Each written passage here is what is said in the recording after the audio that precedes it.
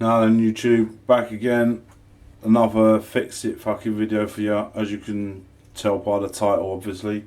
Today I'm changing a track rod end on a Vauxhall Vivaro or Mavano. I can't bloody remember what the fuck it was called, but a big Vauxhall van anyway, for my Mucker Martin.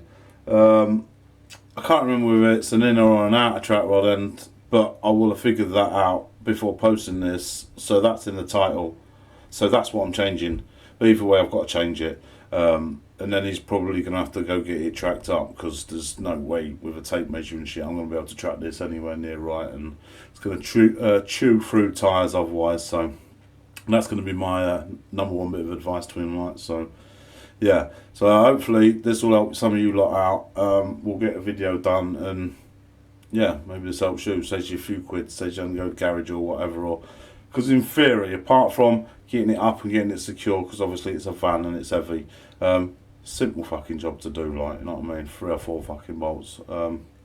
We'll tell a lie, I had the wheel nuts, so about 10 bolts. It's not going to be hard. It's not going to be hard at all. So let me wait for him to turn up, and then we'll get shit out and we'll bring you back. Alright, you're going to be a little bit disappointed because I'm a dickhead and I forgot to get the camera out and I've already started. But it's a Vauxhall Vivaro van.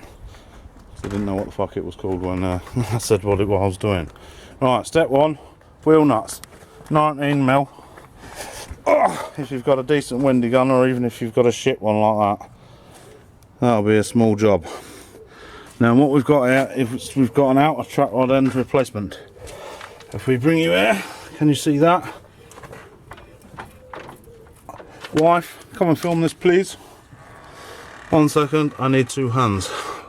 Susie's going to film that joint for you. And while she's filming this joint, I'm going to give the wheel a tug left and right, or the disc. So you can see that's definitely the problem there. Right, so as I said, 4 19mm bolts, or was it 5? 5. Take the wheel off, then secure it properly. Don't do ramps and tyres, and yeah, use an axle stand or something. And then what we've got to do, first job, we want to clean up some threads here to crack off that nut there. Then we need to crack off this nut here and remove this end of the tie rod from this arm. Then we need to twist it off of that inner rod to then put the other one on. And it's going to take a bit of measuring and sorting out to make sure it's straight enough for Martin to go and take it for a proper alignment. Because obviously I can't do alignments like this, so yeah, but he's well aware of that. So I'm going to get some cleaning stuff out because I forgot to get a wire brush, and then I'll be back. Okay, right, so we cleaned up these threads and I've cracked off this bolt here, nut, sorry, and I just used a great big set of grips. Don't know what size that is. This bugger here is a 17. I've cleaned up the threads on that also. You need to crack that off too. So loosen that off, cut the turns, crack this off. Then we want to separate this ball joint from this arm. Now I'm just going to beat the shit out of it with an hammer because we don't need it anymore.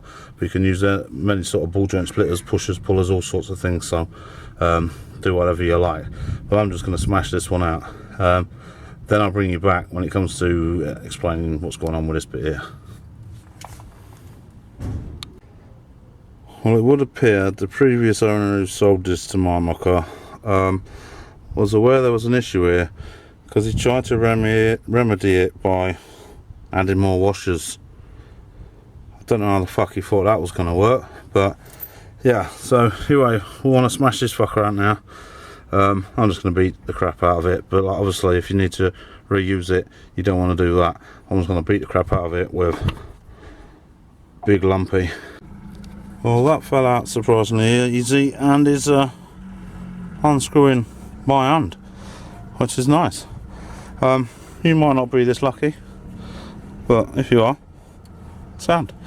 So yeah, we're going to wind this off and we're going to get the other one. We're going to compare the two just to see what the score is, Georgie doors, before refit. I did check it beforehand, but You should always check your parts before you fit them. Just because someone says they fit, or the geezer in the shop said, or because you put your edge in, it's not always the case. So, alright, that's that done. And we can see where we need to thread her back up to. I don't know if you can, because the light and that, but yeah, there's cleaner threads obviously. Well, that's just come off. So we're going to crank this one up to the same place.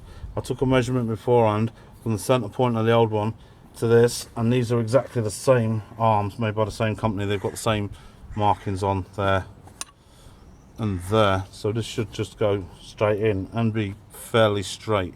Just remember the 21.5 centimeters that I've measured, and we should be good.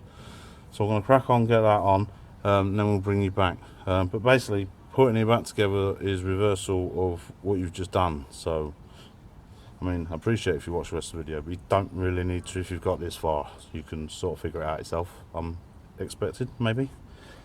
If you can't, maybe you shouldn't have got the spanners out. But anyway, I'll bring you back. Alright, I don't know how well we can see that. There you go. You can see perfectly now. New trot end installed. Think the measurements are alright. It's not going to be absolutely perfect. If you're concerned about this, or it feels a bit funny, or you hear some undue noises, take it to your local quick fit or places like that, not fucking sponsored, and get yourself an alignment sorted. Well, that's basically it. Put the wheel back on and that now, and tidy up my mess. I've got a few little jobs to do on this, just giving it once over and checking it, like a pre-purchase inspection, except after he's purchased it, which don't make any fucking sense, but there you go. So that's the score Georgie does. If you like the video, you learned anything from it, whatever, please consider subscribing, give it a thumbs up, all that bollocks. If not, as usual, you can go fuck yourself, and I'll catch you next time. Cheers.